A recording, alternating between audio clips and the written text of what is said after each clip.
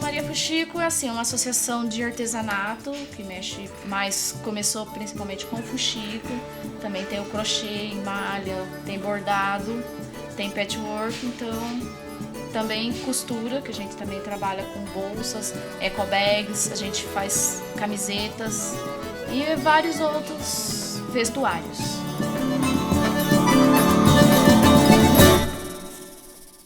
A gente, no momento, a gente tem 4, que é eu, a Roseli, a Maria Angélica e a Neuza. Não é muito, mas como de imediato a gente só tá com 2 máquinas que trabalham com overlock, né? Então as outras 2 já ficam para fazer a assessoria. Mas assim, para trabalhar em feira já não tem como, que se vai 2, né? As outras 2 tem que ficar. E como tem criança pequena, sabe? Então já dificulta um pouco mais. Pelo menos eu não me vejo empregada. Detesto patrão e odeio ser patroa. Então, por isso, todo mundo que já entra no Maria Fuxico, a gente já ensina a fazer o fuxico. Se quer aprender a trabalhar com crochê e malha, a gente ensina. Se quer aprender a bordar, a parte que eu sei de bordado eu ensino. A parte de costura eu ensino. Todo mundo sabe fazer, sentou e faça. Cada um a sua parte, não precisa ninguém ficar... Gente, tem isso pra fazer, gente, tem aquilo pra fazer. Porque aí eu já acho assim, aí você vai estar virando uma patroa. Se eu não gosto que ninguém manda em mim, também não gosto de mandar em ninguém.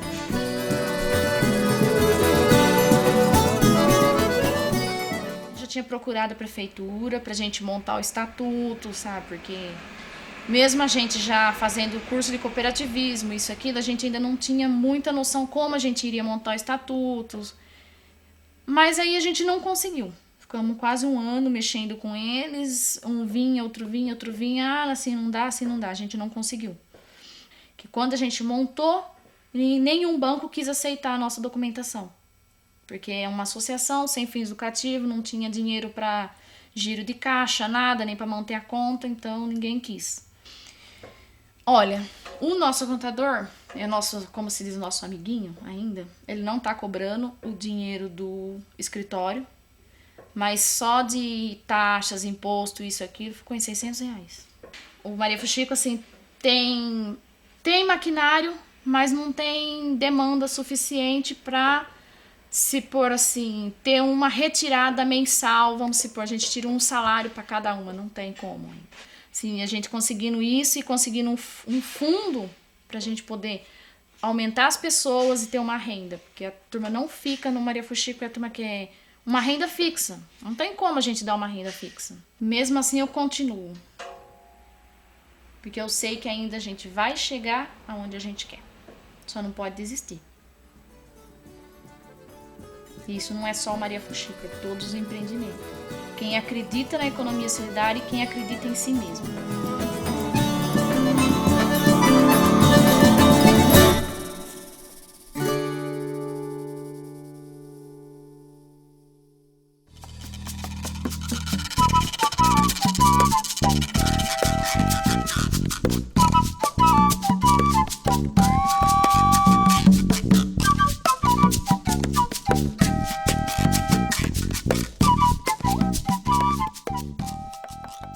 A Cooperlimp surgiu em 99, com a chegada da incubadora aqui de São Carlos, no bairro. Eles fizeram a visita perguntando qual era a necessidade do bairro. E as pessoas que participavam na época na reunião apontou que a maior dificuldade era arrumar emprego, entrar no mercado de trabalho. E por que era essa dificuldade? Porque eles moravam na favela, né? Era a favela, então o pessoal tinha preconceito. Aí a gente acabou adaptando na cooperativa de limpeza, porque a gente já sabia limpar, né? Era também um custo mais barato. A gente começou mesmo até levando o material da nossa casa, levava balde, vassoura, rodo, pano de chão, cada um foi levando o seu da sua casa. Com mais de 10 anos eu acompanhei a Cooperlimp, que chegou a ter 300 sócios, então era uma cooperativa de limpeza que trabalhava com editais públicos. E aí existe um conjunto bastante grande e, né, complexo de dificuldades que esses empreendimentos, particularmente neste caso a Cooperlimp, enfrentam. Era muita gente, a gente levava decisões em assembleia para ser tomada e geralmente nunca saía do jeito que a gente pensava. A gente levava uma coisa, mas lá mudava. Coisa que a gente sempre batia na tecla que tinha que mudar, era condições de suplente. Não era bom ter suplente. Não era bom as pessoas ficar esperando na fila de espera. A gente queria fazer rodízio, que aí não ficava ninguém parado. Era uma coisa difícil também, não ia ser fácil com muita gente, né? Mas pelo menos todo mundo ia trabalhar, ia ganhar igual e não ficava ninguém na condição de suplente, de ficar esperando um posto de trabalho. E também não foi aceito em assembleia. Um grande empreendimento tem de cara um grande desafio, que é como garantir a participação democrática como um ingrediente da autogestão. Outras variáveis podem dificultar. Na Cooperlimp, por exemplo, você tinha em relação à posse coletiva dos meios de produção. Quando você tem um coletivo tão grande e às vezes lidando com contratos diferentes ao mesmo tempo, se você não gerencia muito bem isso, você cria desigualdades. A Cooperlimp, por exemplo, tinha uma situação desse tipo, contratos diferentes, remunerações diferentes. Nós tivemos muitas reuniões no começo. Ali, aquelas 20 pessoas que participaram do começo, eles entendiam o que era uma cooperativa. É tanto que quando decidiu quem ia trabalhar, todo mundo decidiu numa boa, acatou, legal. Mas quando aumentou o número, igual eu falei na mesa, a gente deu uma formação rápida que a gente já tinha feito no computador. A gente fazia uma apresentação, a diferença de uma cooperativa para uma empresa, falava rapidamente. E só depois que eles já estavam trabalhando, a gente montava e dava o curso de cooperativismo para aquelas pessoas e depois eles eram aprovados em assembleia. Isso era para ser feito antes, mas por conta da necessidade a gente fazia depois. Eu acho que isso atrapalhava um pouco. Quando se pensa em compra pública, né, em contratos públicos, dificilmente você conseguirá pequenos empreendimentos sendo capazes de participar, de atender. Embora eles também possam se associar, né? Então, hoje eu penso que os pequenos empreendimentos vão ter mais vantagens de se mantiverem pequenos, mas associados a outros.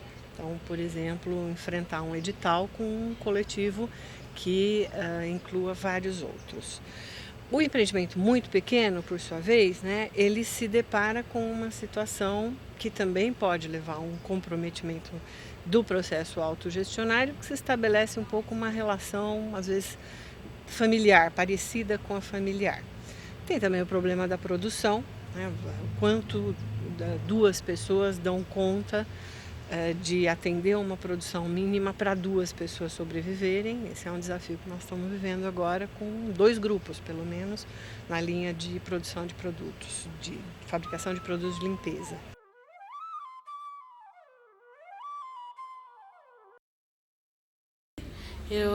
Esse espaço antigamente era da cooperativa, era alugado pela Cooperlimp, na verdade.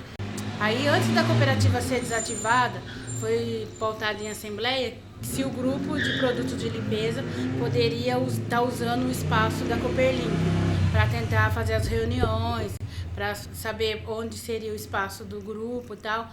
Aí, no momento que a cooperativa foi desativada, eles pagaram um aluguel uns 4 meses, até a gente ter uma estrutura que os 2 grupos conseguissem se fortalecer e conseguir pagar o aluguel. Na verdade, a gente não, aqui no grupo, a gente não tem muito apoio do poder público.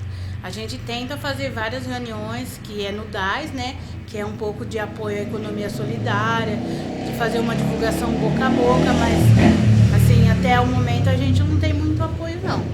E a gente vende de porta em porta, vende no boca a boca das pessoas. Algumas pessoas já conheciam o sabão, trabalhava na cooperativa.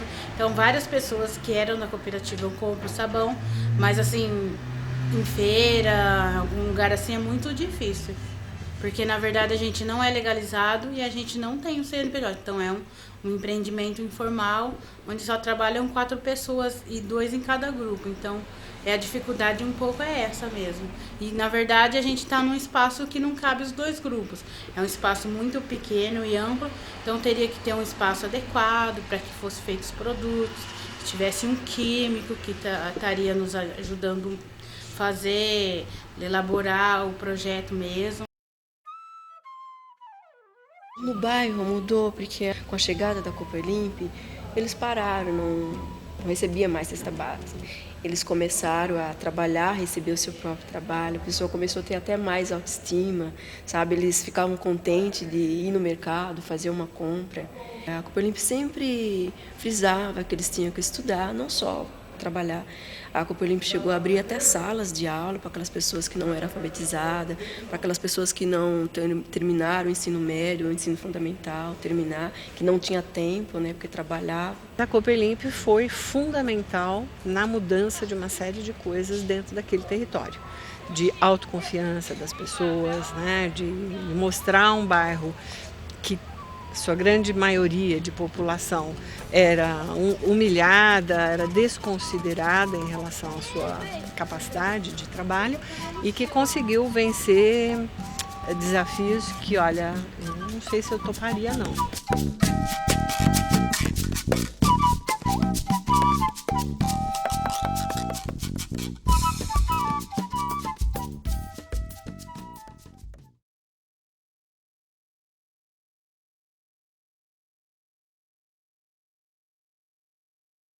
Banco, nele nascem conversas e amizades, nascem uniões de pessoas e comunidades.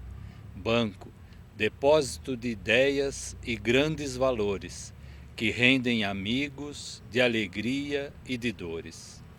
Nascente, flui pequena, muito pequena, mas é constante, calma e serena.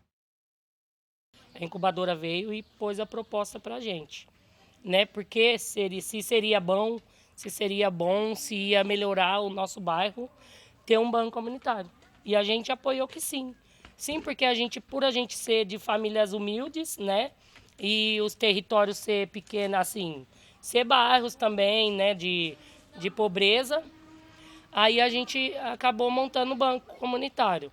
Porque o banco comunitário não é só uma instituição financeira. O banco quer ser muito mais outras coisas, né? A gente poder ajudar no meio ambiente, né?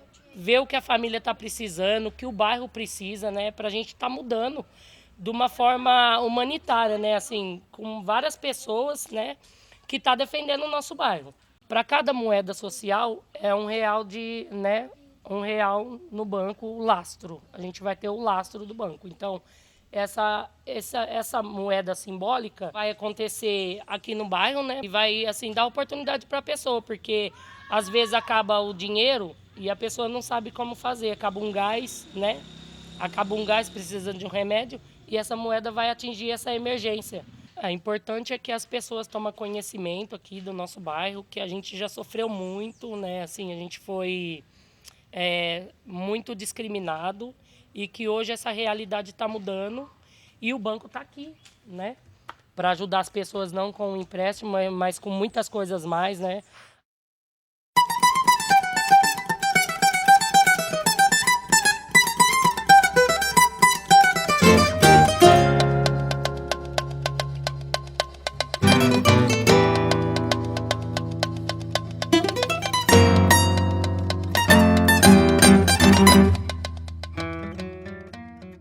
Nós começamos o nosso trabalho em 2002 com um grupo de mulheres corajosas de um morro que descobriram que elas podiam fazer a transformação na comunidade, a transformação na vida delas e na vida de uma comunidade.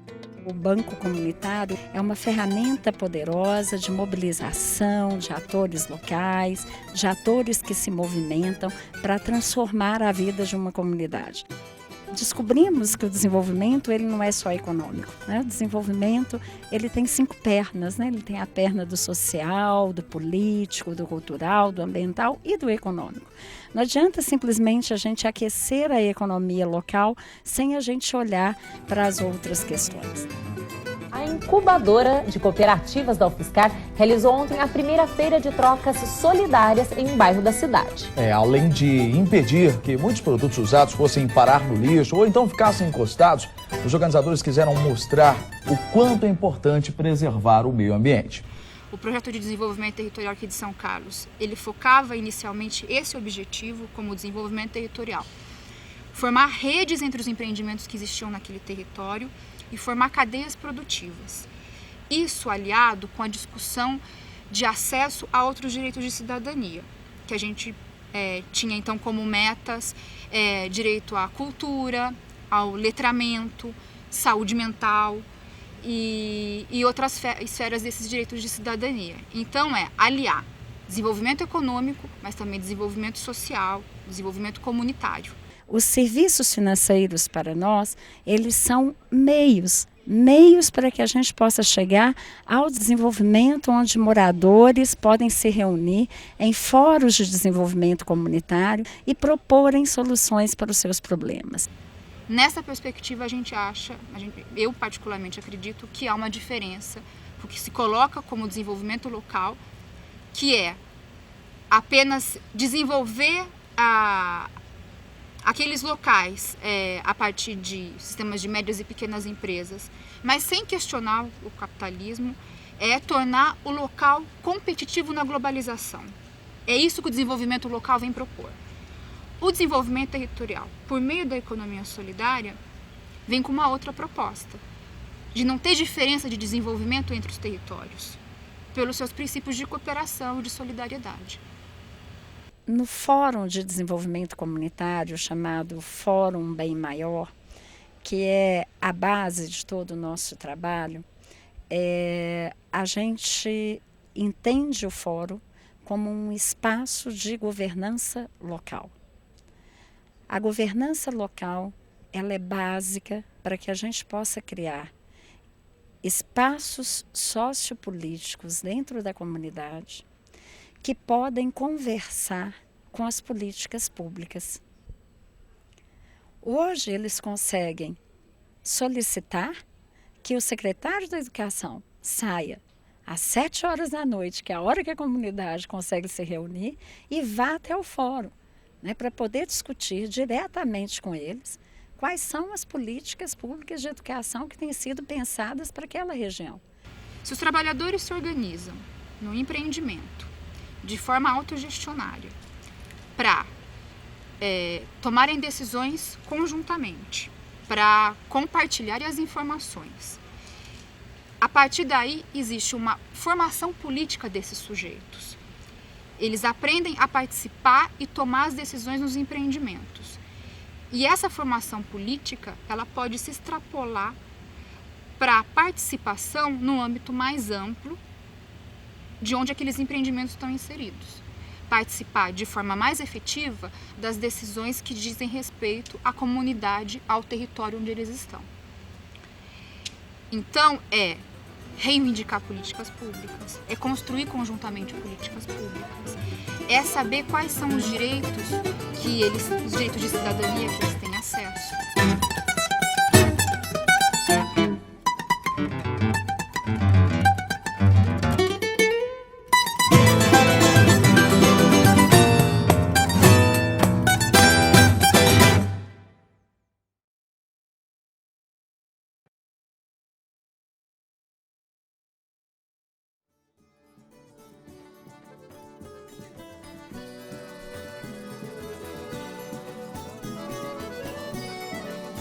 As cooperativas estão coletando, separando, prensando e vendendo.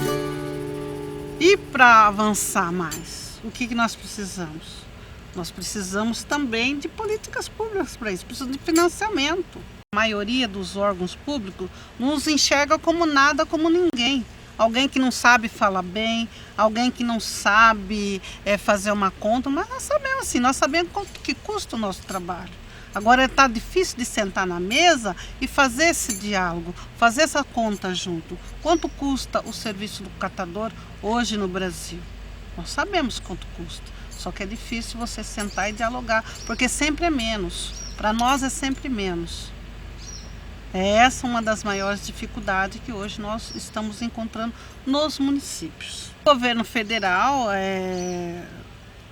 abriu espaço para conversação e desse espaço já surgiu várias leis, né?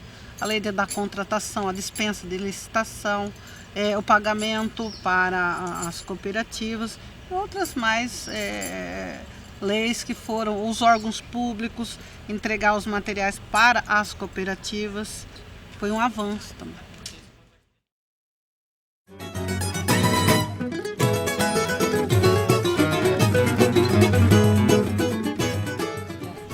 O Recrearte é um projeto criado pelo CAPS, Centro de Atenção Psicossocial, que tem o apoio da Prefeitura, do NUME, Ecosol e da UFSCar. Bom, vou responder por mim, né? A importância para mim é muito grande porque desde então eu peguei uma responsabilidade muito grande.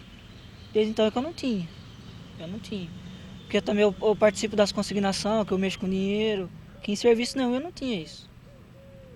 O poder público dá uma ajuda suficiente para vocês funcionarem ou está faltando alguma coisa?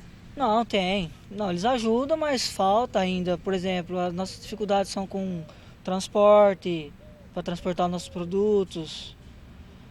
E não, falta bastante coisa. Se eu for enumerar, a gente fica aqui até... Mas eles ajudam, na medida do possível eles ajudam. Então, também a dificuldade é muito grande também nas feiras, que a gente queria um lugar, um espaço só para a gente colocar os nossos produtos, né? Que ainda a gente não tem. Que a gente fica de feira em feira e tem mês que não tem feira, a gente não capta dinheiro, sabe? Não tem o recurso suficiente e gera muito pouca renda. Então, nosso sonho era poder ter um espaço só pra gente.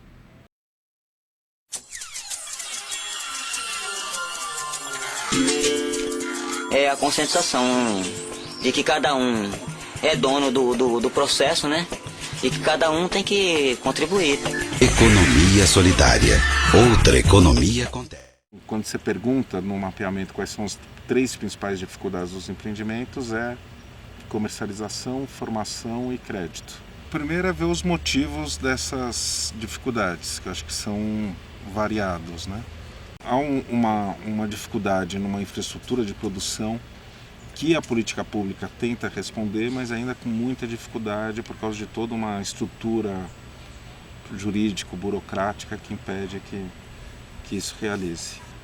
Você tem uma falta de reconhecimento jurídico do que são esses empreendimentos. Há uma trava na legislação para formalizar como cooperativa, e daí isso faz com que eles não consigam também acessar recursos para investir, faz com que eles não consigam sair de um circuito curto de comercialização e também uma dificuldade enorme na gestão, muitas vezes, do empreendimento, de realizar a autogestão do empreendimento com todos os instrumentos de gestão que são necessários, que muitas vezes os empreendimentos não têm. Então eles carecem às vezes de assessoria, de apoio para realizar. Olha, uma grande dificuldade para desenvolver uma política de economia solidária é aquele dilema, sabe assim, você vai buscar o dinheiro primeiro e depois vai falar com a comunidade, ou você vai buscar a comunidade e depois vai pegar o dinheiro. Ambos têm problemas, certo? Você vai dialogar com a comunidade para pensar num projeto para depois buscar o recurso. Aí quando você chega depois, a demora é tão grande para captar esse recurso que você, quando volta, a comunidade já está desmobilizada. O outro lado é você capta o recurso e aí chega a comunidade e fala, mas quem falou que eu quero saber disso aqui?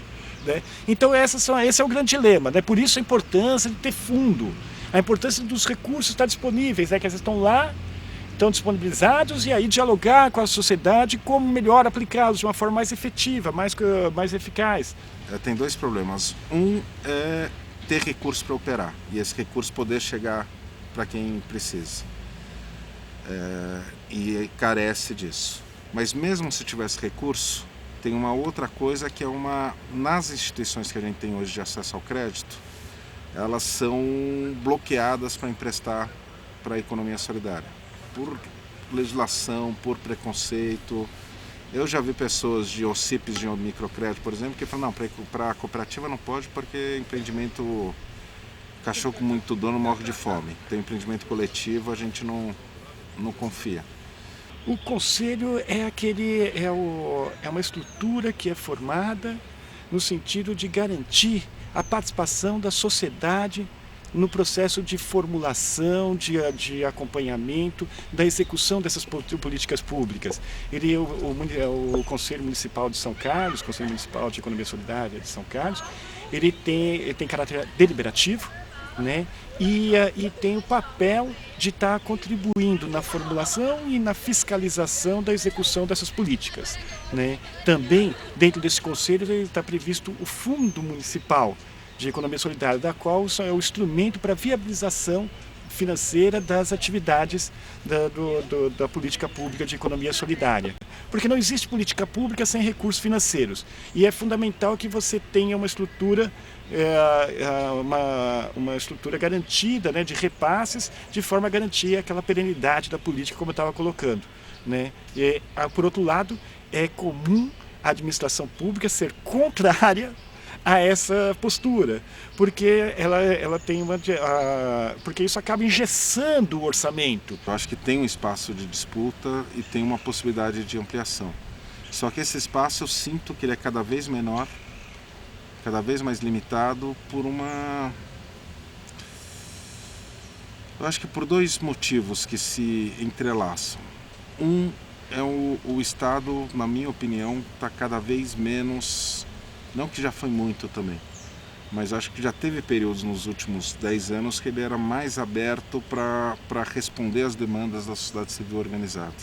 E o segundo é que, infelizmente, e daí não é crítico, mas ainda a sociedade civil do campo da economia solidária ainda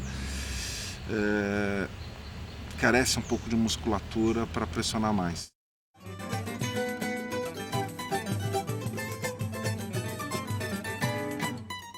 Para a reforma agrária dar certo, não basta você pegar um amontoado de pobre e botar embaixo de uma lona, numa terra e falar assim, ó, trabalha.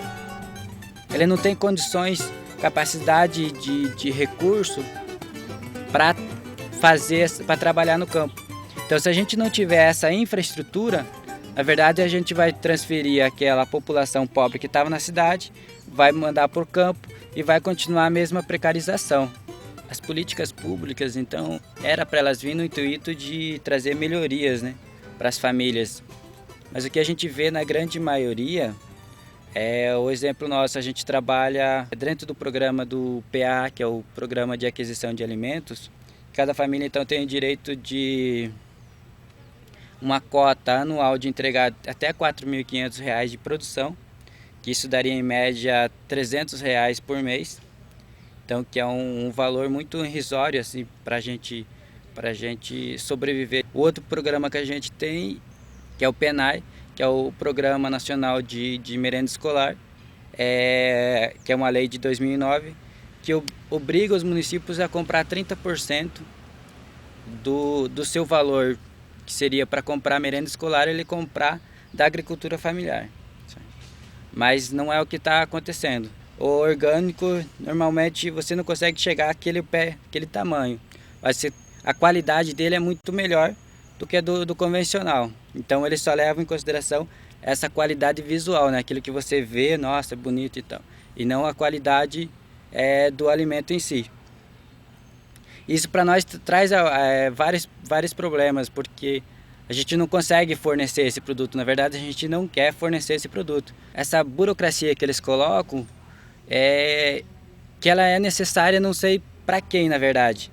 Porque para nós da agricultura familiar, ela na verdade, só complica e exclui nós desse processo. Elas impedem que a gente acesse essa política. É uma mudança no macro, na verdade, né?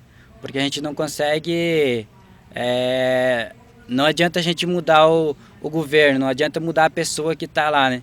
Por causa que por trás das pessoas que estão ali, por trás do governo, na verdade, tem um grupo que comanda, né? Então, e esse grupo ele já tem um projeto de desenvolvimento ou um projeto de afundamento para o Brasil em si, né? Então, enquanto as pessoas ou os movimentos sociais não conseguir formar uma geração de pessoas que tenham essa capacidade de interpretar e de visualizar que o problema, então, é muito maior, que eles vão ter que se organizar muito mais para conseguir a mudança, não, a gente não vai conseguir, a gente vai ficar brigando com o vizinho, a gente vai matar o vizinho, vai roubar do vizinho e tal, a gente não vai conseguir superar essa miséria, essa pobreza que está estagnada hoje. Mas nós somos da rua, sou madeira de lei. Em terra de céu, quem tem olho é rei. Em terra de céu, quem tem olho é rei.